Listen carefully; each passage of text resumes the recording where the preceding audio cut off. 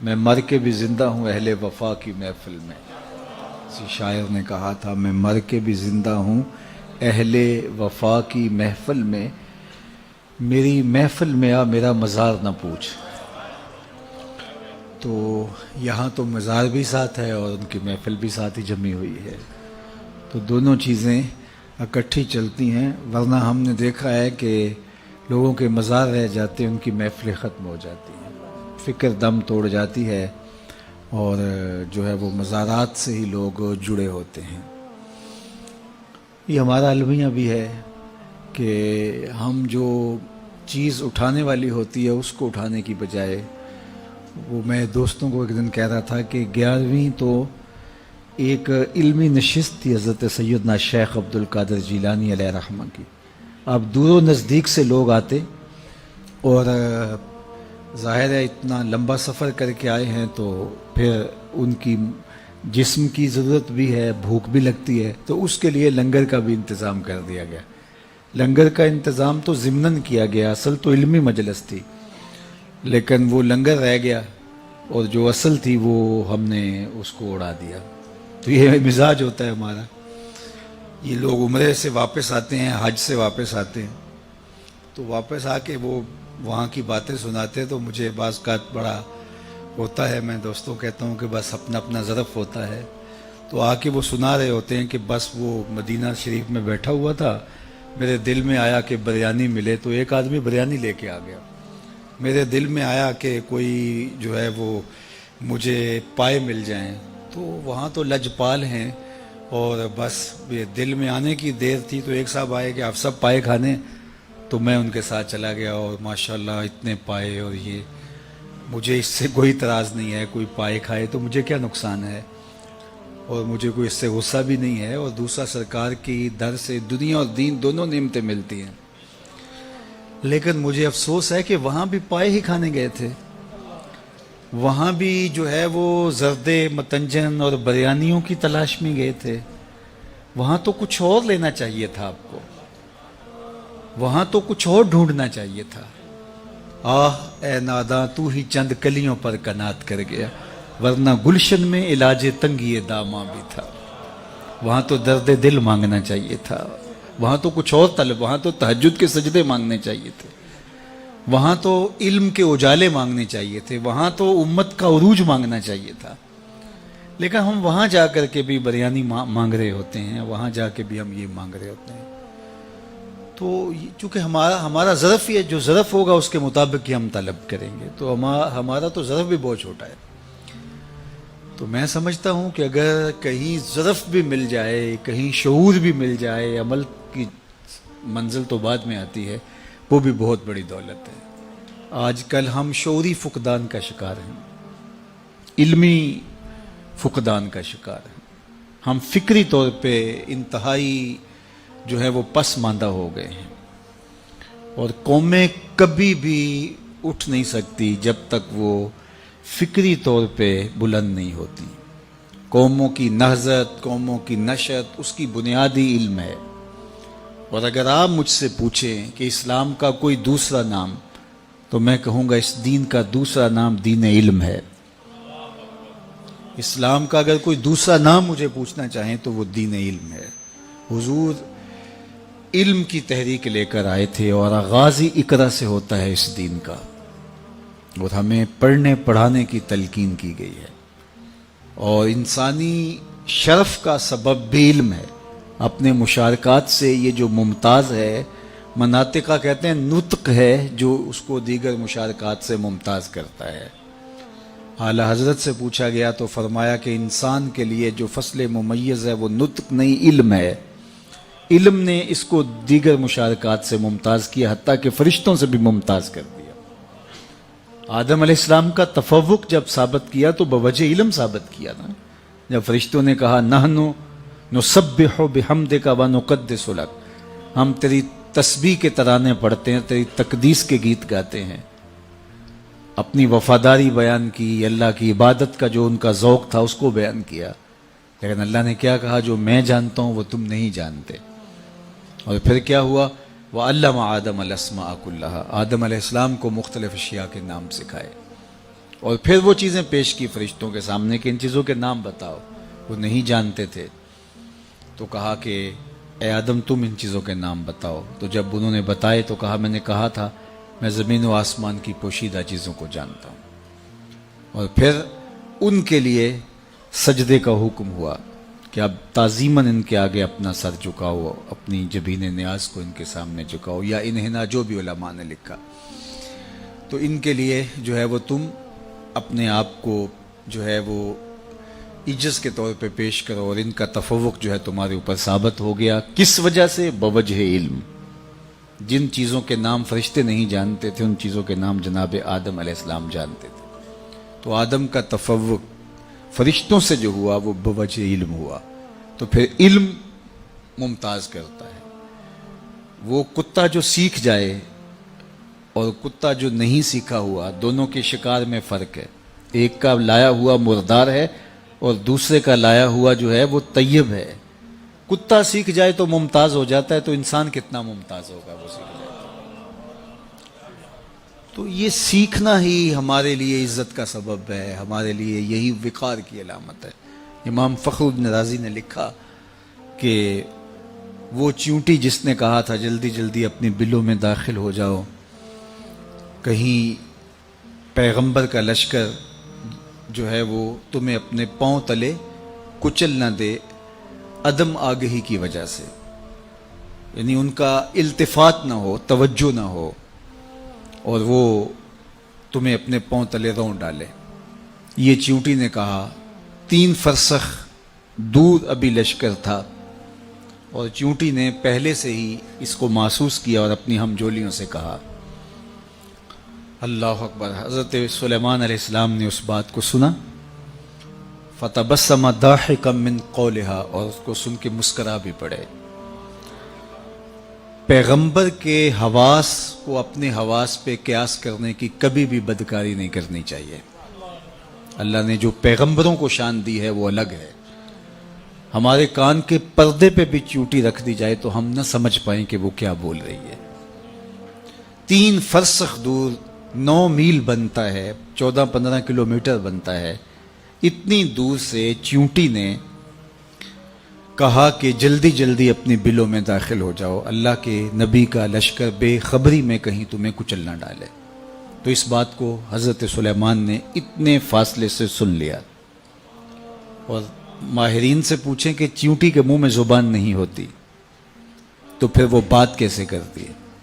یا تو یہ کہ وہ منہ سے منہ لگا کے اپنے لعاب کو جوڑتی ہے تو اس سے ڈیٹا ٹرانسفر ہوتا ہے, یا پھر جو ہے وہ اپنے سامنے والی 2 ٹانگوں کو جو مہین سے بال ہوتے ہیں ان کو رگڑتی آپس میں, اور اس سے جو آواز پیدا ہوتی ہے اس سے اپنی ہم جولی کو کوئی میسج دے رہی ہوتی ہے.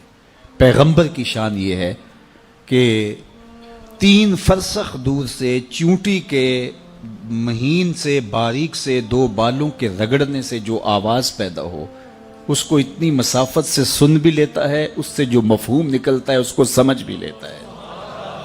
اور یہ اس نبی کی شان ہے جو مسجد اقصی میں مقتدی بن کے تیرے نبی کے پیچھے کھڑا تھا. جب مقتدی کی یہ شان ہے تو مقتدا کی شان کا عالم کیا ہوگا,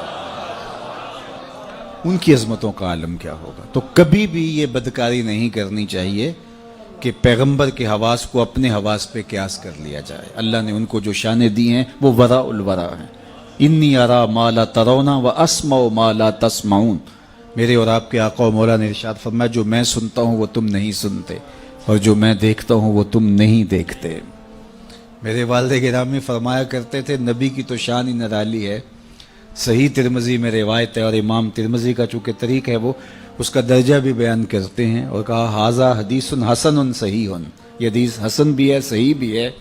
اور وہ حدیث کیا ہے کہ جب میاں بیوی گھر میں الجھ پڑتے ہیں اور بیوی کہتی ہے جب سے تیرے گھر میں آئی ہوں میں نے تو سکھ دیکھا ہی نہیں, تو اس لڑائی کو جنت سے جو ہے وہ حور جو اس مرد صالح مومن کی بننے والی بیوی ہے دیکھ رہی ہوتی ہے اور اس لڑائی کو سن رہی ہوتی ہے, اور کیا کہتی ہے قاتلک اللہ, تیری خرابی ہو, یہ تو چند دن تیرے پاس ہے, یہ تو میرا شوہر ہے. تو میرے بزرگ فرمایا کرتے تھے حور کہاں سے دیکھتی ہے؟ جنت سے, اور جنت کہاں ہے؟ سدرۃ المنتہا کے پاس. सिदरतुल मुंतहा के पास से जन्नत से हूर देखती भी है, सुनती भी है, जवाब भी देती है। और हूर कौन है? मेरे नबी के गुलाम की बनने वाली बीवी है, मंगेतर है अभी। ये उसकी समाअतों का आलम है यारो, मदीना तो दूर ही नहीं है। इन पाते और जो मैं सुनता हूँ वो तुम नहीं सुन पाते। अल्लाह अकबर। हुजूर सलातुल इस्तिस्का पढ़ाने लगे ना, तो हाथ हुजूर ने आगे बढ़ा लिया, फिर पीछे खींच लिया, सलाम फिरा तो पूछा गया, हुजूर आपने हाथ आगे बढ़ाया था, फिर खींच लिया, कहा जन्नत में खजूरों सही। और हाथ कहाँ पहुंचा? जन्नत में। और जन्नत कहाँ है? सिदरतुल मुंतहा। हाँ, नजर पहले आसमान के, दूसरे आसमान के सितारे भी देख लेती है। मेरा हाथ 3 फुट तक पहुंचता है, नजर तीसरे आसमान तक पहुंचती है। और जिसका हाथ जन्नत तक पहुंचता है उसकी निगाह कहाँ तक पहुंचती है? उसकी निगाहों का आलम क्या हो। तो कहा जल्दी जल्दी अपनी बिलों में दाखिल हो जाओ, अल्लाह के पैगंबर का लश्कर तुम्हें कहीं बेखबरी में कुचल ना दे। तो इस पर हज़रत सुलेमान मुस्कराए। अल्लाह अकबर। तो इमाम फ़खरुद्दीन राज़ी अलैहि रहमा फरमाते हैं कि उस च्यूटी को इस बात का इल्म था कि पैगंबर की सोहबत पाने वाला लश्कर जानबूझकर नन्ही जान को भी ज़ाया नहीं कर सकता। इसलिए उसने कहा कहीं बेखबरी में ना मारी जाओ, कहीं बेखबरी में ना कुचली जाओ। तो ये च्यूंटी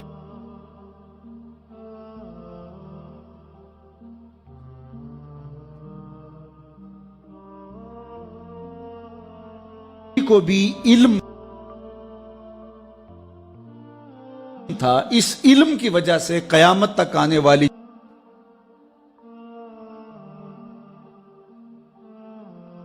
च्यूंटियों का उस च्यूंटी को सरदार बना दिया गया।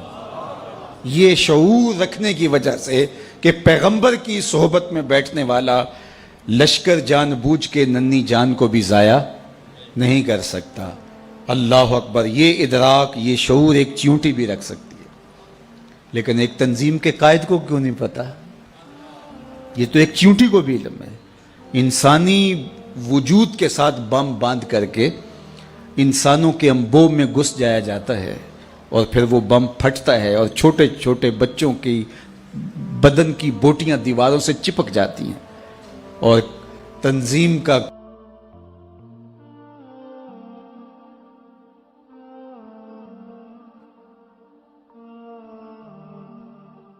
कायद सीने पे हाथ रख के कहता है कि जनाब ये कारनामा हमारी तंजीम का है।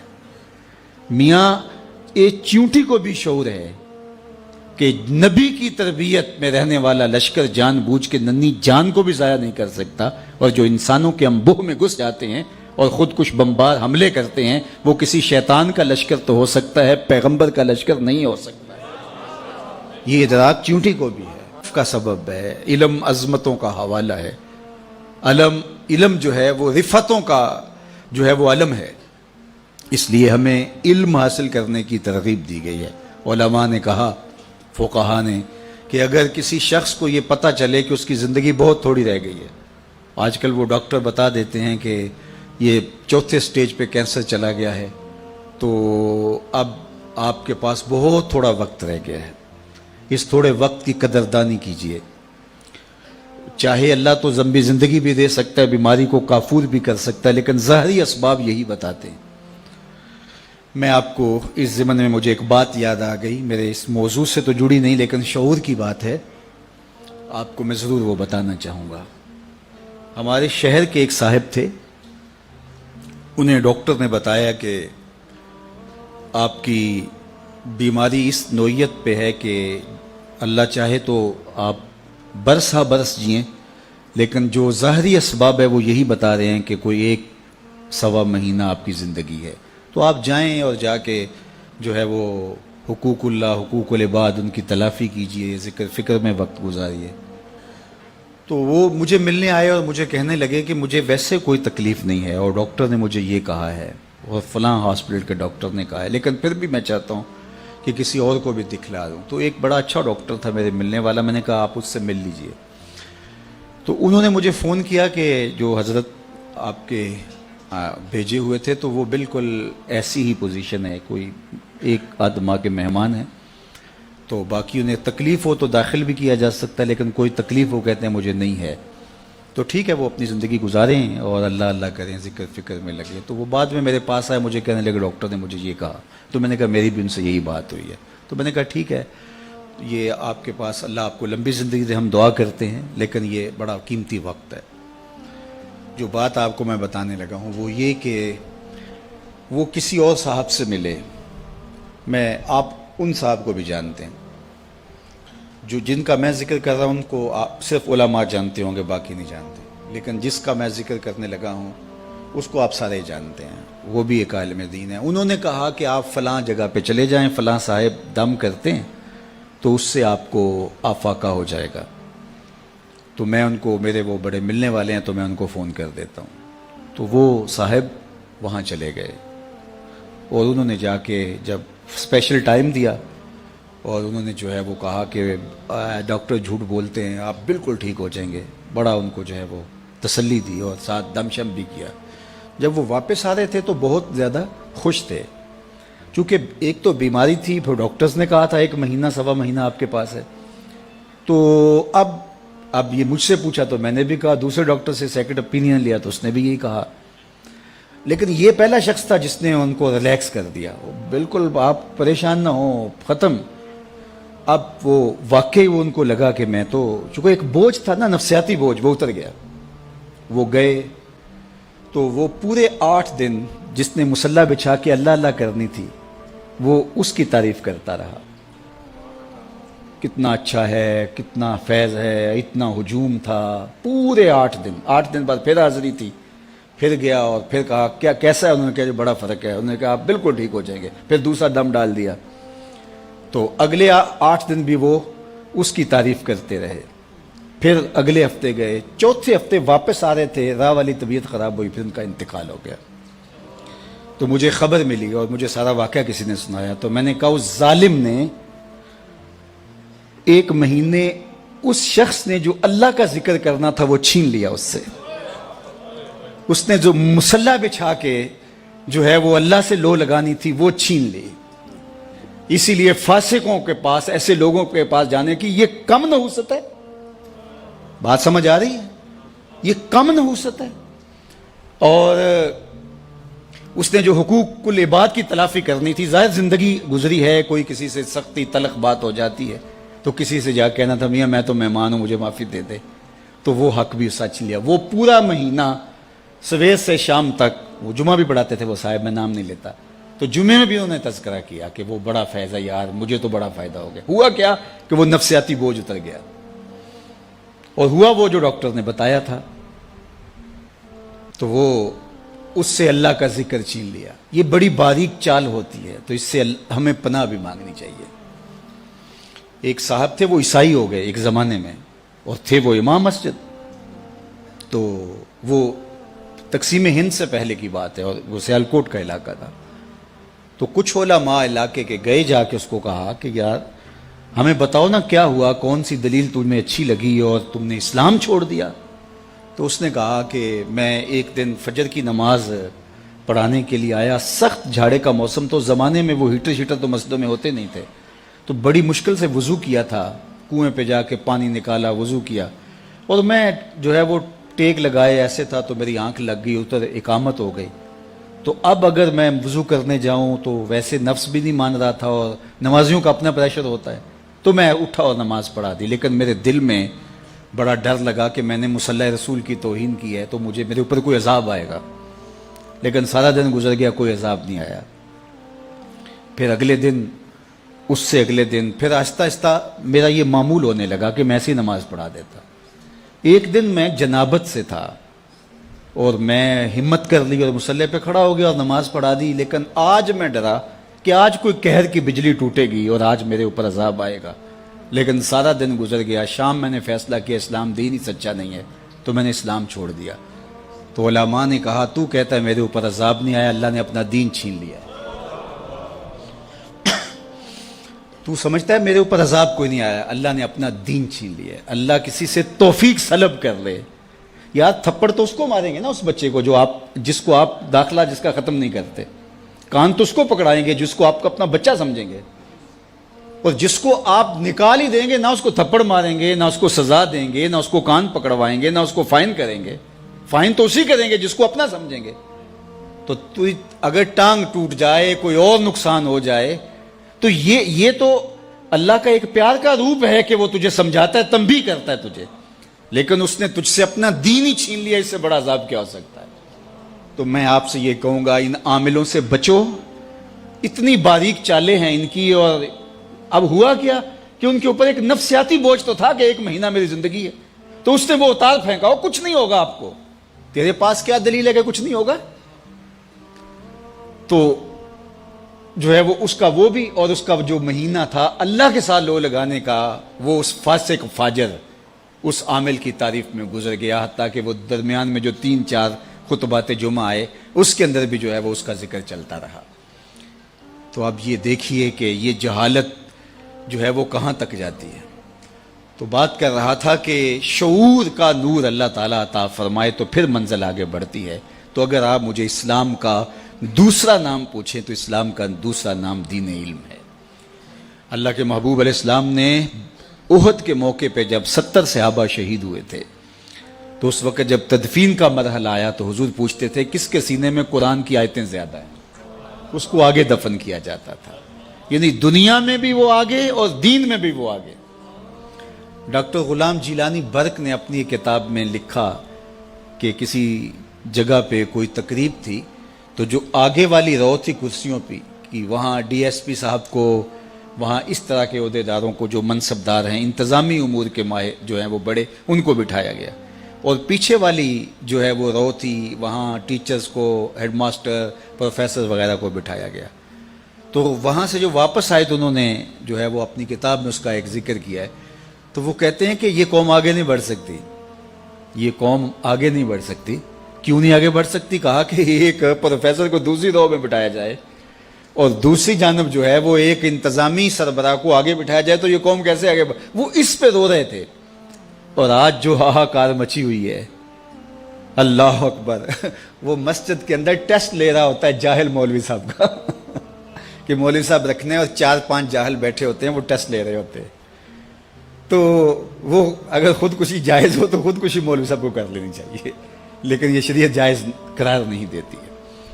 تو اب یہ جہالت ہو گئی ہے. بے وقوفاں دے نوکر ویکھے دانش مند سیانے، میاں صاحب نے کہا تھا بے وقوفاں دے نوکر ویکھے دانش مند سیانے.